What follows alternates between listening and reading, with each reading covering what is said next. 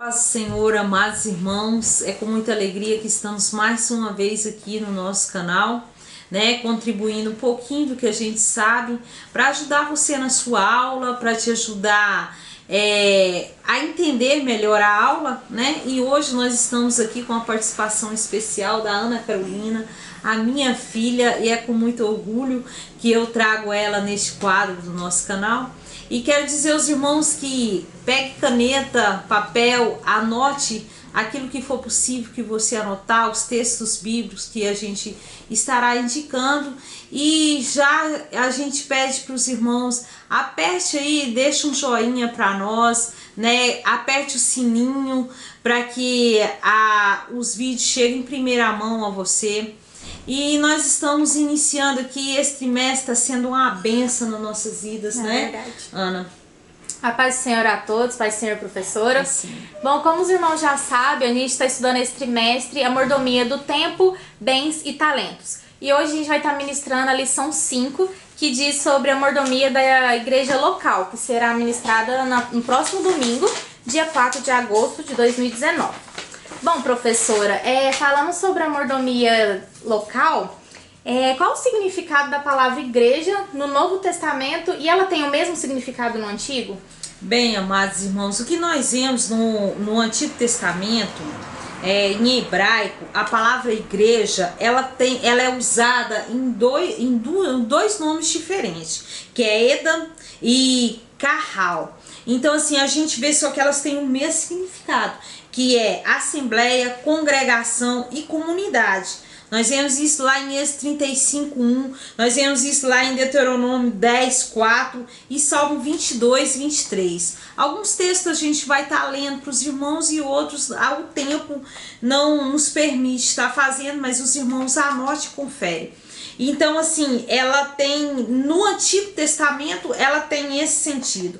Mas no Novo Testamento, Ana, no grego, a gente vê ela já aparecendo como eclésia, Que vem de ecleto, E ela é chamada, e o significado de eclésia, ela é chamados à parte, chamados para fora, uma assembleia pública. O que a gente vê isso, Ana?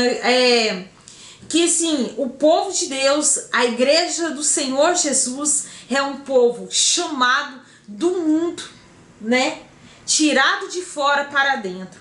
Então nós vemos assim, essa separação, um povo à parte, chamados à parte, separados à parte, chamados para fora. Então assim, são esses dois sentidos diferenciados, tanto no Novo quanto no Antigo Testamento. Certo, amém. E agora, continuando, quando que a igreja ela foi revelada por Jesus? Bom, a gente fala revelada, fundada por Jesus. Ana, a gente vê isso lá em Mateus 16:18. Eu quero estar lendo aqui para os irmãos, porque esse texto é importantíssimo para que você entenda, como foi e quando foi, E também eu te digo que és Pedro, e sobre esta pedra edificarei a minha igreja, e as portas do inferno não prevalecerão contra ela. Nesse momento, quando Jesus diz, Ana Carolina, a Pedro aqui, ele está dizendo a toda a igreja, nesse momento ele funda a igreja. Nesse momento aqui, a igreja é revelada por Jesus. E o interessante, meus amados irmãos, o que nós vemos nesse texto, Nós vemos aqui o mistério de Deus sendo revelado. O mistério de Deus na igreja que estava oculto, Jesus revela em Mateus 16:18. Por que, irmão Cleuzinha, que o Senhor Jesus revelou o mistério de Deus? Vou responder para os irmãos. Porque, irmãos, até então a igreja, estava nas mãos dos judeus e colocada e ordenada a ela pelo Senhor. Mas a partir que o Senhor Jesus Cristo vem, a igreja começa a ter a participação não só dos judeus, mas dos gentios, porque o Senhor Jesus veio para todo aquele que nele crê, né? Então todo aquele que nele crê participará a partir desse momento que o Senhor Jesus funda a igreja, participará, né, dessa nova igreja que o Senhor estabelece aqui, ele funda aqui. Amém. E quando que essa igreja foi edificada? Bom, amados irmãos, ali o Senhor, né, em Mateus 16, o Senhor revela a igreja, ela foi revelada, né? Mas quando Jesus morre na cruz, nós estudamos no trimestre passado sobre o tabernáculo, e quando nós estudamos sobre as cortinas, nós falamos que quando o Senhor Jesus morreu, né, a cortina que separava o lugar santo do lugar santíssimo, ela se rompeu de alto a baixo, né? E esse romper de alto a baixo, mano, foi o romper do céu para a terra, né? Aquilo que estava desligado foi novamente ligado ao céu. Então, nesse momento, a igreja foi edificada por Jesus, na hora da sua morte, na hora que rompeu o véu, né? E Jesus, depois dos 3 dias, ele ressuscita, aparece para os discípulos, e na aparição que ele aparece para os discípulos, ele dá o sopro do seu Espírito Santo para os discípulos. Então aí nesse momento ela é edificada, né, por Jesus. Amém. A professora já falou quando que ela foi revelada por Jesus, quando que ela foi edificada e quando que ela nasce para o mundo, quando que essa igreja nasce para o mundo. Amém, irmãos. Essa passagem em questão de nascer para o mundo, nós temos vários textos aqui, irmão. Porque assim, quando ela nasce, nós vemos lá em Pentecostes, né, quando acontece o batismo, né, e aí Jesus, ele prometeu o Espírito Santo que desceria sobre a sua igreja, e naquele momento, né, em Pentecoste veio a vinda do Espírito Santo, e ali a sua igreja nasce com o poder do Espírito de Deus, com o poder do Espírito Santo. Nós vemos isso lá em Atos 1:15, né? 1:15, que fala disso para nós, né, no batismo do Espírito Santo. O interessante, irmãos, que nós vemos aqui é que havia 120, mais ou menos 120 irmãos no dia do batismo do Pentecoste, né, que foi batizado pelo Espírito Santo.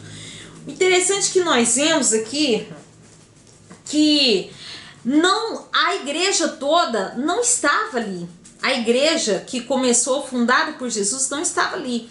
Porque o que nós vemos? Que quando Jesus sobe aos céus, havia mais de 500 irmãos. Paulo diz a nós, mais de 500 irmãos. E quando o dia de Pentecoste, Ana Carolina, só havia mais ou menos 120 irmãos. Quer dizer, a igreja toda não estava reunida ali. Não estava, nem nos primeiros dias. Então, assim, a gente vê essa questão aí, né? E lá em 1 Coríntios 15:6, na subida de Jesus, né, que a gente vê esse diferencial de mais de 500 irmãos que já estava na presença de Cristo, já havia se entregado a sua vida a Cristo, mas que não se reuniu no dia do Pentecostes, não estava reunida. E o que a gente relata sobre isso, irmão? Que é impossível aqui na terra a gente reunir a igreja de Deus, todos ao mesmo tempo. Desde o princípio, com poucos irmãos, não se reunia todo mundo ao mesmo tempo. E isso só acontecerá, irmãos, no dia do arrebatamento da igreja. Aí a igreja universal irá unir todos num momento só na presença do Senhor. Caso contrário, aqui no mundo jamais acontecerá isso aí, né? Então, assim, a gente vê que ela nasce ali na descida do Espírito Santo em Atos 1:15, né? Isso aí foi a palavra revela a nós. Amém. Acredito que tenha ficado bem claro para os irmãos aí, né? E continuando aqui, professora, quando a gente é chamado para a igreja, para participar da igreja, todos os irmãos são diferentes, cada um é de um jeito. E como que deve lidar com essa diferença? Cada um pode fazer o que quer? Não, é muito. Essa pergunta é muito interessante, Carolina. Por quê? O que a gente vê, irmãos?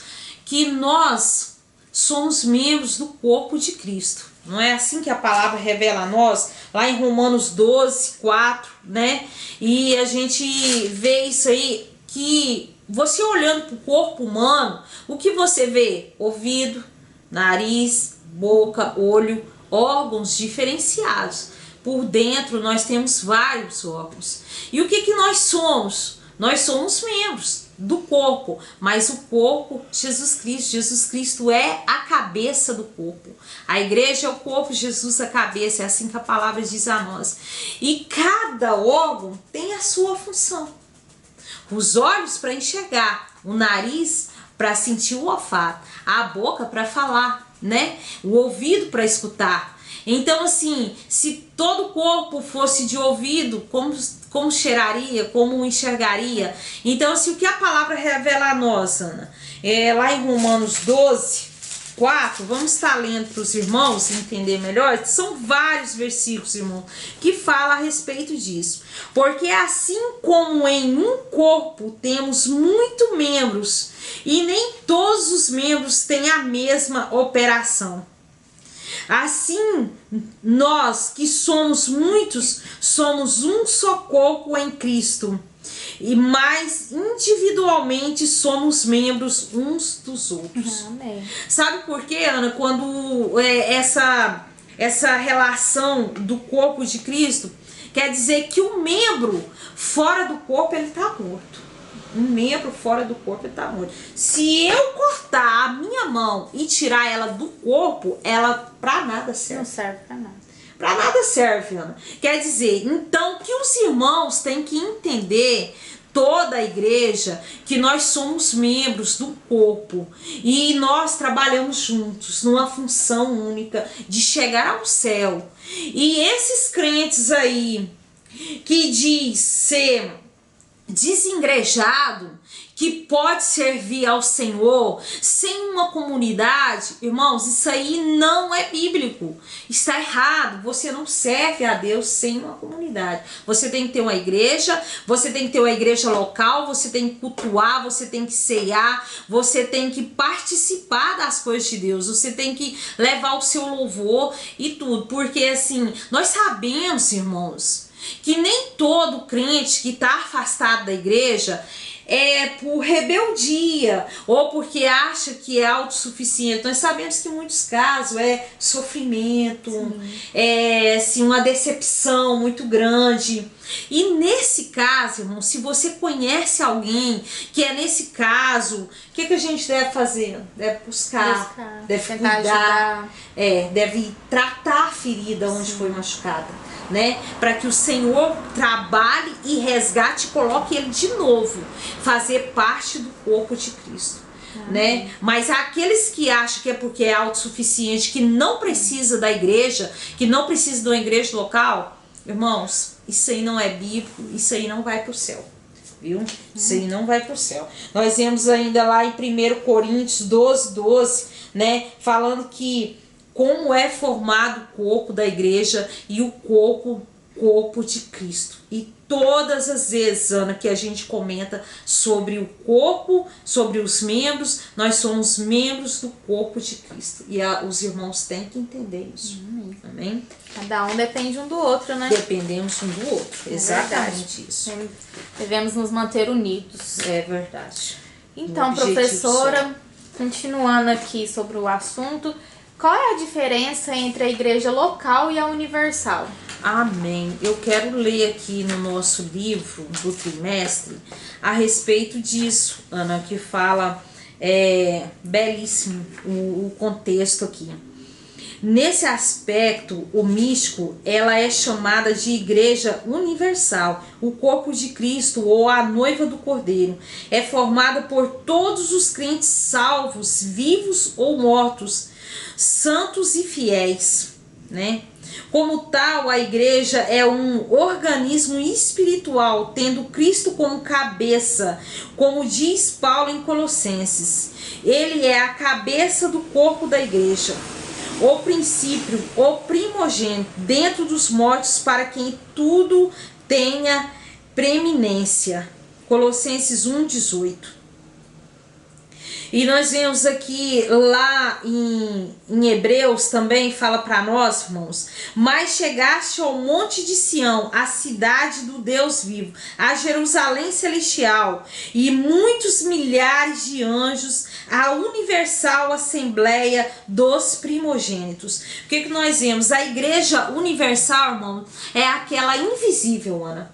Aquela que nós não podemos contar, incontável, invisível, que só Deus pode e sabe quantos estão fazendo parte da igreja universal, porque ele sabe quantos que morreram, né, em Cristo, porque sabe quantos estão vivos e serão salvos, e quantos ainda viverão e morrerão em Cristo Jesus, e quantos serão arrebatados no dia final. Só Deus, só Jesus. Então, assim, só ele sabe quantos faz parte dessa igreja universal, né? E enquanto a igreja local, nós podemos contar, né? Igual na nossa comunidade, nós temos a carteirinha dos membros, nós sabemos quantos tem, né? Dá para se contar. A igreja local se vê, né? Se conta, ela é contável, ela é visível, né? Nós vemos isso lá em Atos 2:41, né, que fala para nós, né, e assim, nós vemos todas as vezes que Paulo escreve às igrejas, ele escreve para uma igreja local, ele escreve a igreja de Éfeso, a igreja de Corintos. Então, assim, ele manda para uma igreja local e uma igreja que tem membros e que se possa contar. Mesmo assim, somos nós no dia de hoje também, né? E a gente pode ver também que João, ele também escreve às igrejas, né? É igual aqui em Apocalipse 3:1, vou ler para os irmãos aqui. É a carta que ele escreveu. E ao anjo da igreja que está em Sardo, escreve: isso diz o que tem os 7 Espíritos de Deus e as 7 estrelas. Eu sei as tuas obras, que tens nomes de que vives e que está morto. E esse anjo aqui, professor, ele é o pastor, né? O pastor da igreja. Refere ao pastor da igreja. O pastor da igreja. Então, quando João, em Apocalipse, ele escreve essa carta às igrejas, ele manda aos anjos da igreja, que são os pastores, né? Que abaixo de Deus, né, é o que nos orienta, né, a caminhar, né? Sim. Então, assim, João escreve aos anjos da igreja, que são os pastores da igreja. Né, isso aí é lindo. E escreve para um endereço. Sim. Mandando para um endereço, sabendo que para onde ele mandasse, ali ia receber a carta, né? Isso é muito bonito. Isso. É verdade.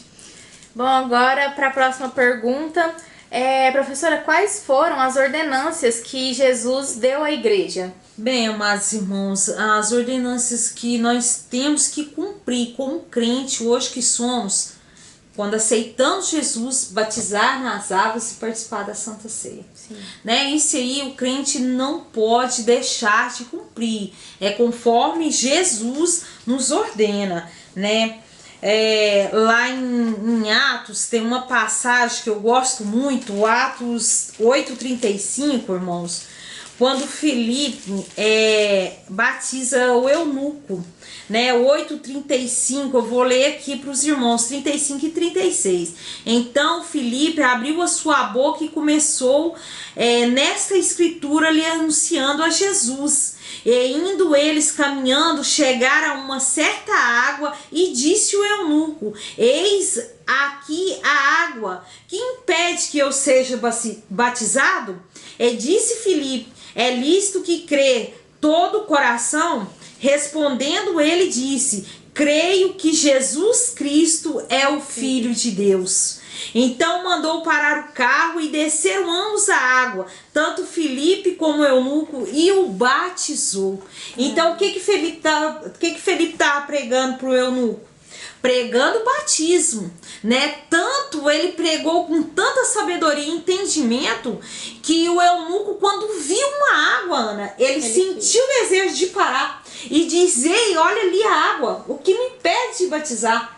né? E aí Felipe pergunta para ele, o seu coração crê de fato? E ele diz, eu creio que Jesus Cristo é o Filho de Deus. Naquele momento eles pararam o carro, desceram do carro e o batizou. Então assim, nós vemos assim que lindo isso, irmãos, porque assim, nós precisamos arrepender e batizar primeiro, para depois a gente ceiar. A gente vê lá em 1 Coríntios também, eu quero ler para os irmãos, que esse texto também dá uma continuidade de entendimento em Atos 8, 35, 36, e em 1 Coríntios 5, 7, né, que fala para nós assim, purificai-vos, pois, do fermento velho, para que sejais uma nova massa, assim como estáis sem fermento, porque Cristo é a nossa Páscoa, foi sacrificado por nós. Então, irmãos, a partir do momento que nós entendemos, nós temos que nos purificar, né? Aceitar Jesus, deixar para trás, porque agora a partir desse momento Jesus Cristo é a nossa Páscoa, aquele que morreu, né? O Cordeiro de Deus que tirou o pecado do mundo, tirou o meu, o seu, não só dos judeus que nele creram, mas de todo gentio. E a partir desse momento aí, né, a igreja continua trabalhando no processo de continuidade, aceitando e ganhando almas, né? Purificando-se e aceitando. Aí, a partir disso aí, Ana Carolina, vem a Santa Ceia, depois do batismo, né? Confessa-se os seus pecados, que o batismo, irmão, nada mais é do que você de frente da comunidade dizer, Jesus Cristo é meu Salvador. Eu estou batizando perante a comunidade porque eu creio que Jesus Cristo é o Filho de Deus, que ele morreu na cruz por mim, pelos meus pecados. Então, a partir desse momento, você se confessou, né, perante os homens, aí você vai lá e faz, né, essa aliança que Jesus fez com a igreja, né, começa a participar da Santa Ceia. E o que nós vemos, Ana? Essa aliança, essa nova aliança que Jesus fez com a igreja, a gente vê assim a tradição desde o Antigo Testamento. Nós vemos lá em Gênesis 14, 18, quando Melquisedeque, né, oferece pão e vinho a Abraão, e ali eles participam, quer dizer, uma aliança, né, laçada com pão e vinho. E Jesus Cristo, quando veio, ele fez a última ceia sua, pão e vinho, né? E nós vemos que isso foi um memorial, né? O que nós fazemos é um memorial daquilo que Jesus deixou para nós, né? No entendimento do que somos agora e do que seremos futuramente. Amém? Amém. Então, assim, a gente vê lá em 1 Pedro 2,5, né, que nós somos pedras vivas. Né? A partir do momento que nós conhecemos o Senhor, aceitamos, batizamos, tomamos a ceia, nós somos pedras vivas, né? De um edifício que vai se formando cada vez mais para o céu, mais pedras vivas, né? Amém. Amém, né, irmãos? Agora, para finalizar a aula hoje, meus irmãos, vai com a última pergunta aqui. Professora, qual que é a mordomia da igreja? Bom, nós vemos aí que o que o Senhor quer de nós é a continuação do Evangelho. A continuação do Evangelho. E essa continuação do Evangelho, ela se dá em você trabalhar para a obra e ganhar almas, sabe? Ganhar almas. Você não pode parar. Não pode parar, porque a igreja que para de ganhar almas, irmão, a igreja morre. Nós temos que continuar no propósito da evangelização, né? De sermos verdadeiros adoradores. É isso que o Senhor quer de nós. Nós vemos lá quando ele conversa com a mulher samaritana, lá em João 4:24, o que Jesus diz para ela? Que Deus hoje procura, o Senhor procura aqueles que adoram e adoram em espírito e verdade. Não importa, né, o lugar que ela questiona onde ela deveria adorar. Se era no templo de Jerusalém, ela não podia, porque ela era samaritana. E no seu templo tinha sido destruído. Então, onde ela adoraria? E Jesus fala, ó, o Senhor quer verdadeiros adoradores. E quando nós somos verdadeiros adoradores, nós proclamamos a verdade. Nós propagamos o Evangelho. E nessa propagação do Evangelho, nós ganhamos almas para Cristo. E a partir do momento que nós ganhamos almas e lutamos pelas almas que ganhamos, a igreja cresce, ela expande, ela continua, né? Isso aí é o trabalho da igreja, é o que o Senhor quer de nós, né? Amém. Não esqueçam de se inscrever no nosso canal se você ainda não é inscrito. Compartilhe esse vídeo com seus familiares, com seus amigos, para eles ficarem preparados também para as aulas ou para conhecer também um pouco da escola dominical. Deixe o seu comentário aqui embaixo, se eu tiver alguma dúvida, a gente vai estar respondendo também. Assim, ative os sininhos, né, como minha mãe falou no começo, para os vídeos chegarem em primeira mão para vocês, né, professora? Amém. Não se esqueça, deixa aí o seu joinha. E que todos fiquem na paz do Senhor, né, Ana Carolina? Amém. E até mais. Até mais.